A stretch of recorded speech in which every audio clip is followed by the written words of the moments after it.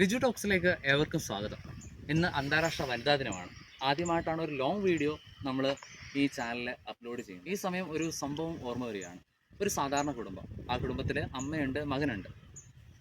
ആ മകനിലാണ് എല്ലാവിധ ഉത്തരവാദിത്വങ്ങളും. പക്ഷേ ആ മകൻ എന്തുകൊണ്ടോ കാര്യങ്ങളൊന്നും ചെയ്യാൻ പറ്റാതെ വരുന്ന അവസ്ഥ. ആ അമ്മ മകനെ ഇങ്ങനെ കുറ്റപ്പെടുത്തുന്നുണ്ട്. നീ ഇങ്ങനെ നടന്നോ, വീട്ടിലെ കാര്യങ്ങളൊന്നും അന്വേഷിക്കേണ്ട, അറിയണ്ട.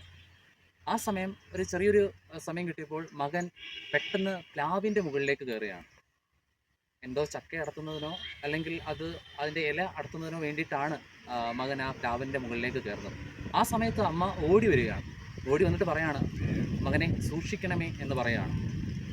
പ്രാർത്ഥനയോടെ നിൽക്കുന്ന ഒരമ്മ. ആ സമയം മുഴുവൻ അമ്മ ഒരു പ്രാർത്ഥനയോടെ നിൽക്കുകയാണ്. എല്ലാ അമ്മമാരും അങ്ങനെയാണ്.